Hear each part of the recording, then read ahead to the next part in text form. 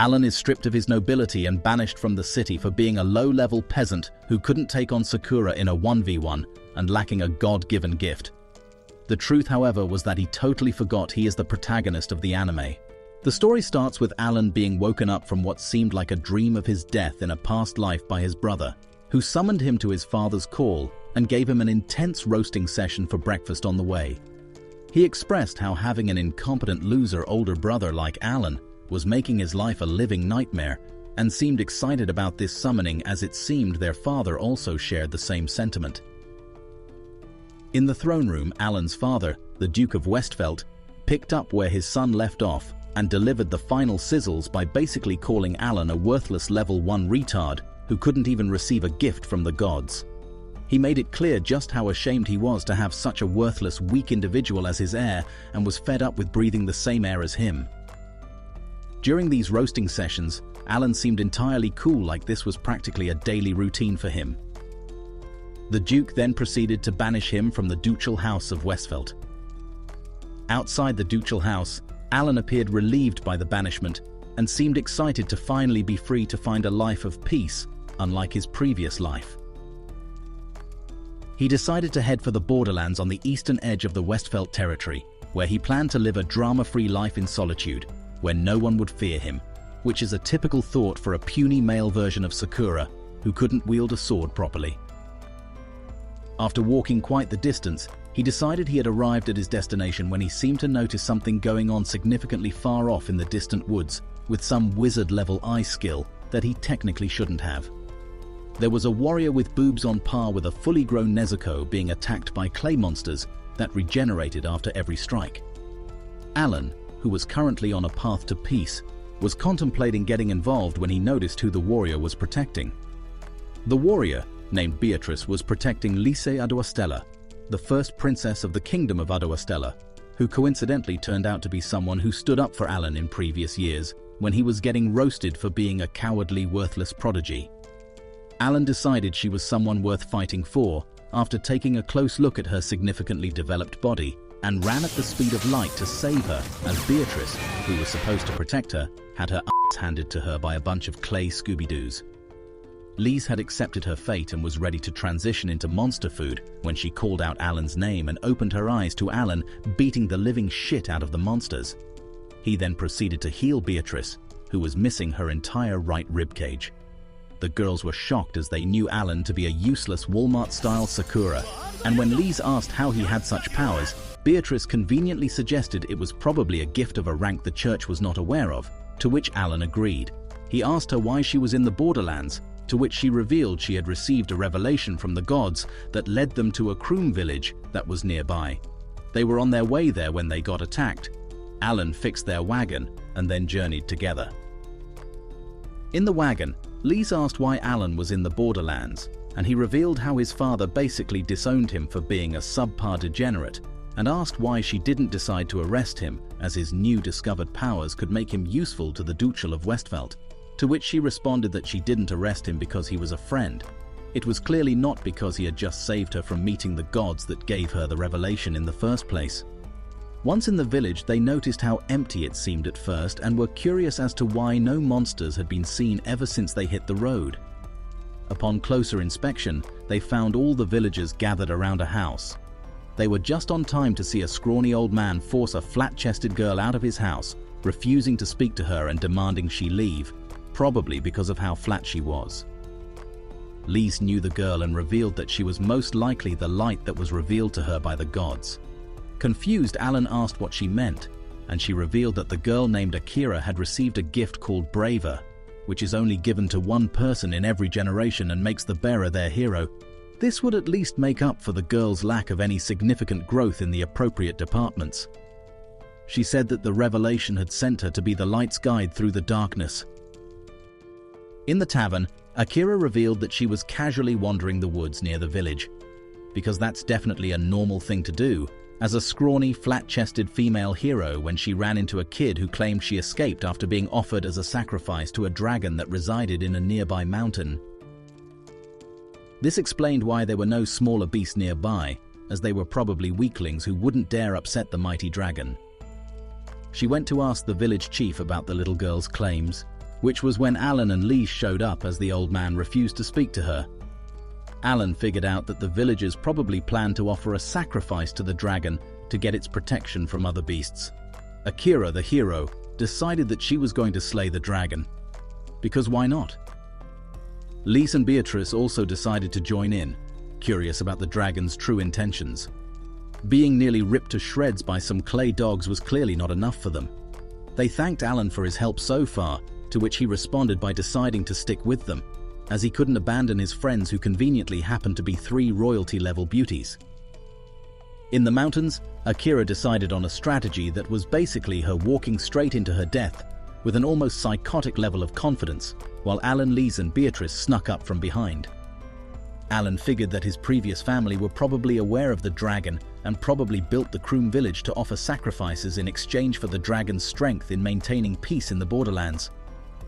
Akira was already getting warmed up by the dragon's flames, as it wasted no time in trying to turn her into burnt toast. She attacked and quickly found out just how much of a weak-ass she was. The dragon revealed that he was old and merely enjoyed watching his victims tremble in fear before literally roasting them, and revealed he had intentionally let the little girl go just to see what would happen, as he was bored of the usual routine. Akira decided to take the dragon seriously and hit it with an ultimate attack, but all she did was give its scales a long-needed manicure. She seemed surprised as to how a centuries-old fire-breathing mega-dragon could withstand her Powerpuff Girl strike that she probably practiced for a week in the woods. So that was a f***ing lie. The dragon decided he was done toying with his food, slapped the daylight and delusion out of Akira's Pokemon-shaped head, and was ready to turn Akira into an overcooked steak when Alan, who definitely wasn't waiting to make a dramatic entrance, sliced one of his wings clean off like it was butter and trash, talked the old dragon. Lise and Beatrice rushed to Akira's aid as the tail slap had clearly taken away any dignity and pride she had left. The dragon, who was surprised that a mere human had just wounded him, charged at them and decided to use any means necessary to defeat Alan, who he now saw as a real threat. The dragon stood over the girls, thinking Alan wouldn't unleash a deadly attack with the girls being right under him. Lisa-sama, being the delusional revelation-following princess that only had her good looks going for her, gave Alan the go-ahead to unleash hell right above her head. Alan decided it was time to pause the failure act and went from pretending to be Zenitsu to slaying the dragon like he was possessed by Sukuna with his world-end ultimate skill. The dragon basically evaporated into thin air, and the whole area lit up again, as the single strike was enough to clear the skies. Akira, who was still passed out from receiving a brain-juggling slap from the dragon's tail, finally woke up to Lise and Beatrice kneeling over her, and the little girl that was supposed to be dragon food crying, obviously happy she wasn't turned into a human kebab. Alan, who was supposed to be living a drama-free life, suddenly had a change of heart which was not at all influenced by Beatrice's boobs and his new group of friends, and decided that he was going to stick with them from then on. Alan woke up in the morning to find Lisa sitting before him. He was surprised he slept that long. Lise claimed it was likely because of his fight with the dragon. He saw Beatrice and Akira training seriously. The reality of their collective weakness must have hit them hard. Lisa revealed that she is a rumored saintess who possessed divine healing powers and apologized for not telling him. He responded by claiming he will always see her the same. Their subtle romance was interrupted by the flat-chested hero Akira, who wanted to spar with Alan, which made sense as the overpowered former hero who evaporated the dragon that knocked her out with a tail slap would make the ideal sparring partner. Akira decided to take the little girl she rescued and continue on her journey. She apologized to Alan for being a wimp who couldn't hold her ground against a dragon despite being given the gift of Brazier, and went off with her new apprentice, who was probably too dim-witted to know the difference between a hero and a psycho who walks into random woods in crop tops.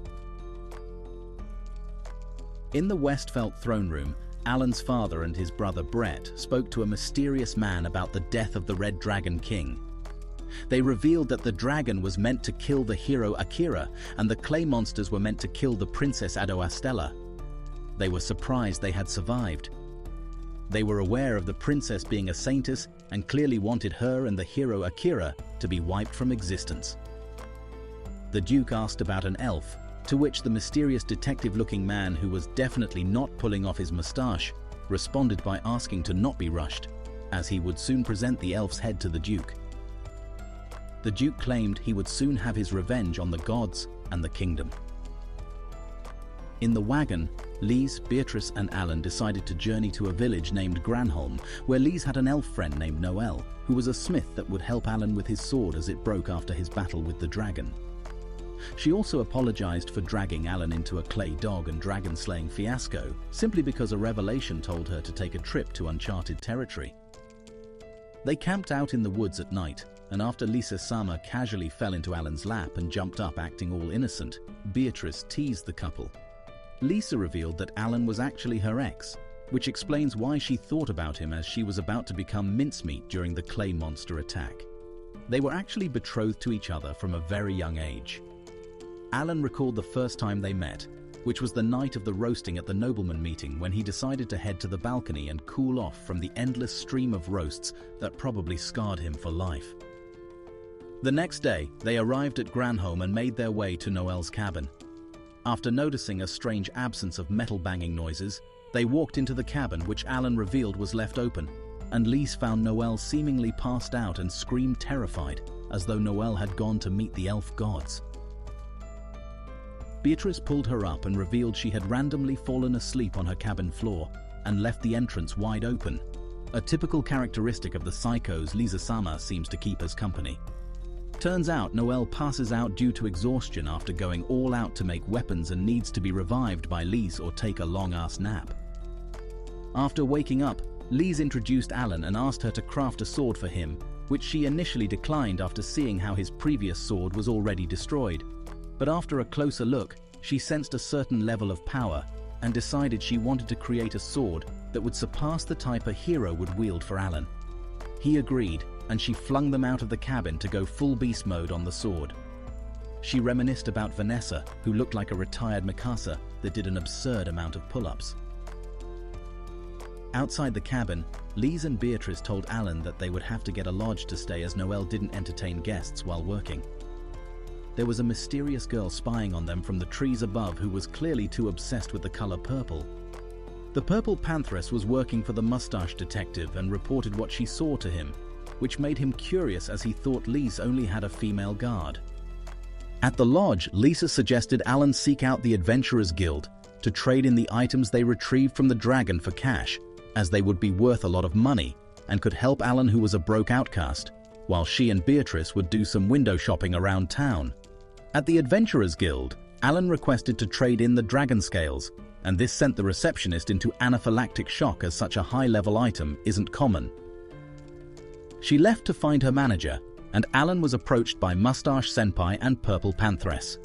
He identified himself as Horace, and his purple-haired spy as Mylene, whom Alan identified as an Amazoness, a species not native to the kingdom and a rare sight to see. The mystery detective claimed they went around chasing adventure stories and were curious as to how he got the dragon scales. Alan mentioned how he had help from the hero Akira, and the detective left feeling confident Alan was no more than a lucky geek that happened to be present when the hero killed the dragon. Mylene, on the other hand, who probably only learned grade school English, still had her doubts. The next day, the gang went back to Noel's cabin to retrieve the sword when they found her passed out as usual. After reviving her, she gave Alan the sword and took him out to test it when Mustache Senpai, who seemed to have developed an unhealthy attachment to Alan, approached him again asking if he was going off on other adventures before leaving. He then asked Mylene to stalk him from the woods. Alan tested the sword on a bunch of monsters by casually assassinating them in a couple of swings like he was Saitama. He asked Noel why she was a smith, as that was naturally a dwarf's role, and she revealed that she was an abandoned orphan that was saved by the Mikasa-looking lady named Vanessa, who happened to be a dwarf smith, which was probably how she became one. She then assessed the sword with her God-given gift that enabled her to see the strength of a sword and its condition down to every little scratch. After finding not a single dent, she decided they had to test it on bigger monsters. After getting deeper into the woods, they noticed a suspicious absence of monsters and Noelle, who thought the monsters were scared of Alan, went into shock when Alan practically sliced the air and revealed a monster that looked like a werewolf merged with the Hulk. A glimpse into Noelle's broken mind showed Vanessa being eaten by what looked like the same monster. A young Noelle was pissed that the low-budget Mikasa, who was probably mute and pounded swords all day, had not fed her. Like saving her from certain death was not enough. Vanessa cracked a smile after finishing up with her sword, which took well over a day to make, and revealed a sea cup, which suddenly seemed to make up for her lack of words. Back in real time, they were faced with the werehulk, who Alan refused to fight as he was not interested in helping Noelle with her revenge. Noelle decided to attack Fenrir, the monster herself, when Alan reminded her that being a smith with a microscopic sword eye didn't make her strong enough to even wake the sleeping beast with her strongest strike. At the lodge, he revealed the situation to Lisa and Beatrice, who were surprised that such a monster was in those woods and wondered who brought it there. He asked them if they had accomplished what they had set out to do, as he was aware that fixing his sword was definitely not the only reason they were in town. Lise revealed that one of their top generals had been assassinated and his head taken away without any evidence, which suggested the involvement of demons, and they had come chasing clues. Alan mentioned having a hunch as well as meeting someone suspicious.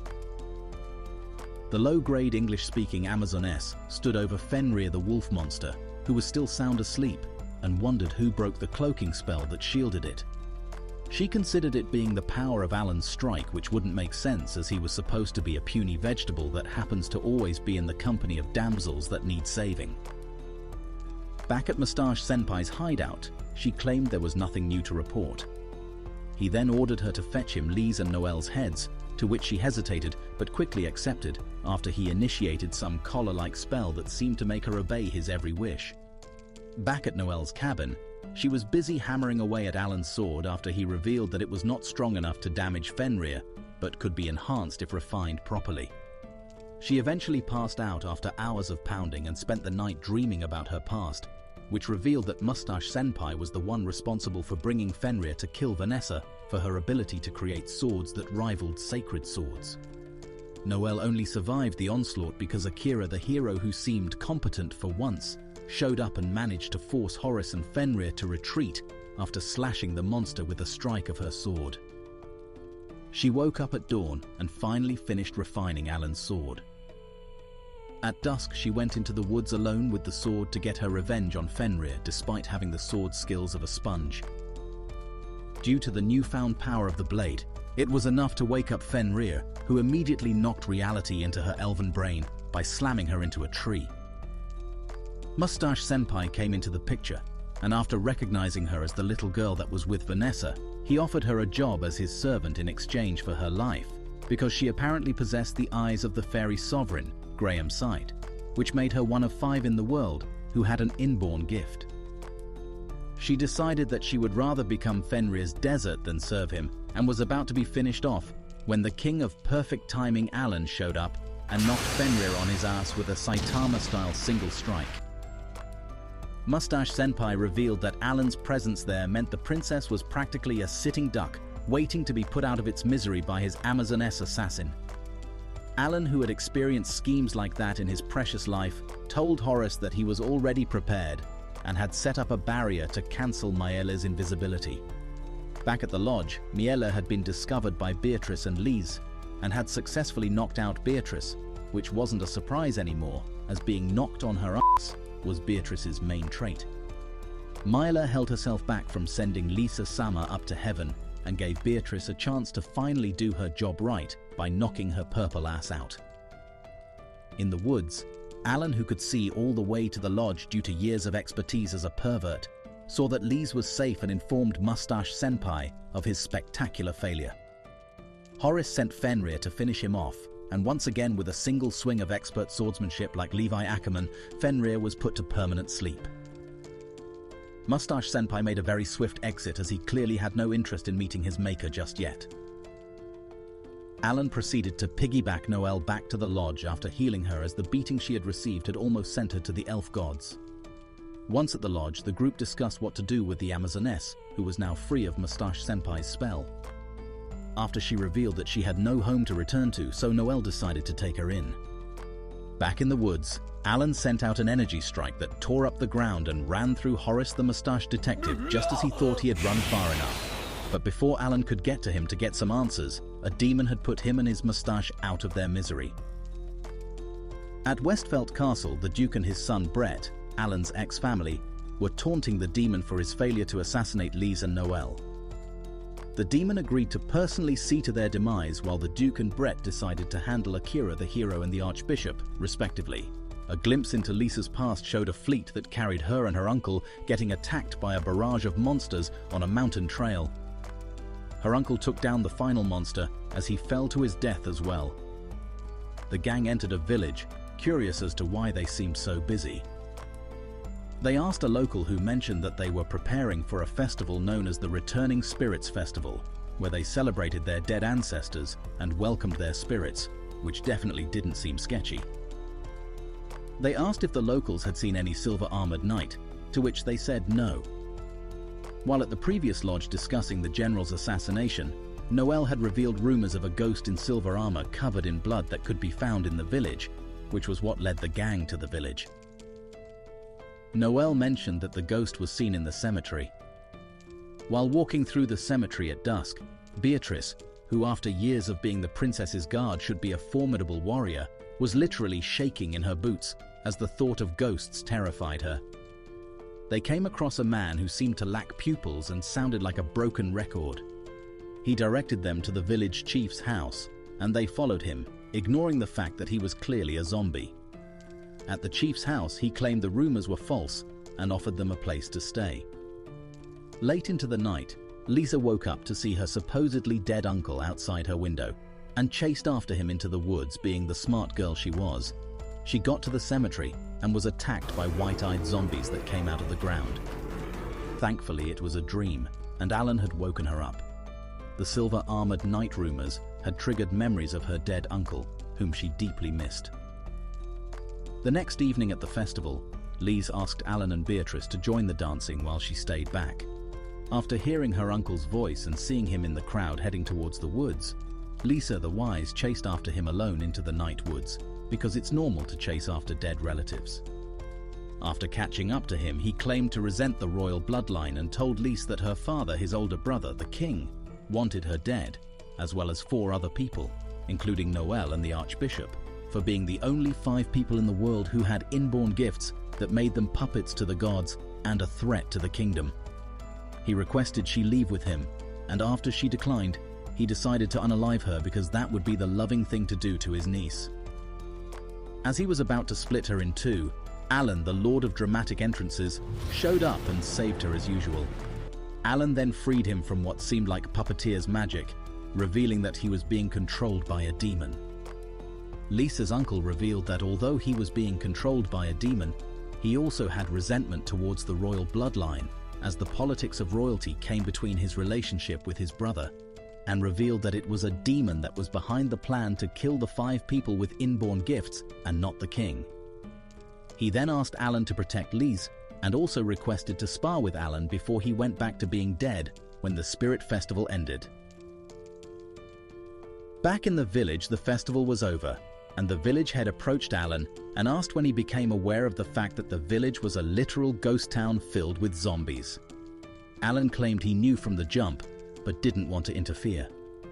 Apparently, the village head was a demon and the puppet master who controlled the dead people.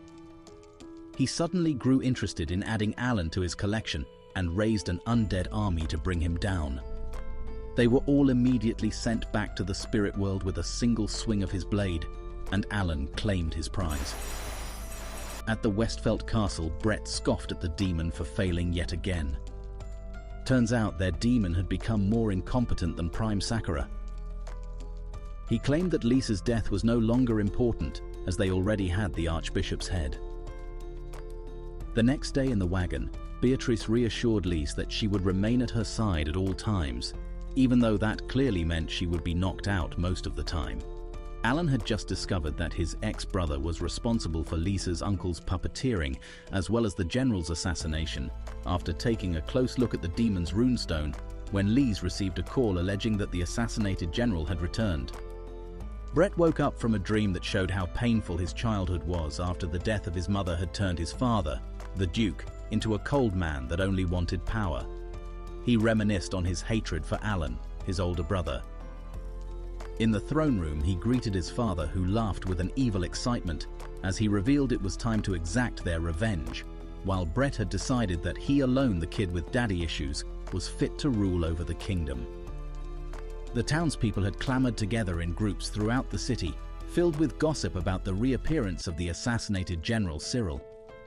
Meanwhile, General Edward, the new captain of the Premier Knight Squadron, which was originally formed by Lisa's uncle before his demise, addressed his vice captain Clark on how the current state of events was unnecessary, as their main focus was to keep the kingdom safe at all costs. While taking a stroll through town, they encountered the Archbishop in an alleyway where the Archbishop requested Captain Edward's presence privately, to which he accepted despite Clark's protests. The captain was led to the training ground by the Archbishop, where the Archbishop suddenly vanished, claiming to have fulfilled his part. The captain was suddenly attacked by Craig, the Duke of Westphelt, Alan's father. He assumed the Duke wanted to spar like old times and questioned his intentions, as he had not seen him since his wife's passing. The Duke made his intentions clear by unleashing a barrage of attacks and revealing that he had the Archbishop under his thumb, literally, as he had killed the Archbishop and now controlled him however he wished. In Brett's wagon, he reminisced on his mother's death and how rapidly things changed after that, how his father made him feel like a failure until he got his gift and leveled up before his brother, and also started to resent Alan for not caring about being called a failure. His daydream was put on pause as his demon allies appeared before him to discuss plans and to remind him of the strength Captain Edward possessed. He responded by claiming to have it all under control with his puppeteering powers and asked for the progress the demons had made, as they had done nothing but fail repeatedly. This comment seemed to piss off Demon Senpai, who left to take care of the Premier Knight Squadron after leaving Brett with a warning to ensure the plan was a success. Back in town, Akira the hero and Sarah, her adopted apprentice, were searching for a peaceful place to stay. They wandered into a private location where Akira called out her tales that happened to be a squad of demons. Being the hothead she was ready to brawl when the demons revealed that Sarah had a sigil on her that basically made her a human bomb that needed a fireball to ignite, and gave Akira the choice of blowing up with Sarah or saving herself. Sarah, who seemed to be okay with becoming human dynamite, pushed Akira away and asked her to run, but Akira pulled her back and was ready to become a human fireball. Back in town, Clark, the vice captain of the Premier Knight Squadron, was addressing his subordinate about his concerns on Captain Edward's whereabouts when a demon showed up before them to tell them the truth of the world. Meanwhile, the townsfolk had gathered to be addressed by the undead General Cyril and the Archbishop, who were both actually dead but were being puppeteered by Brett. They revealed that the gifts the people received from the gods were chains that took away their freedom, and they claimed that the gods and the kingdom were lying to them and made them mere puppets for gods. They claimed the only way to freedom was to give up their gifts, and finally introduced Brett-sama to relieve their doubts.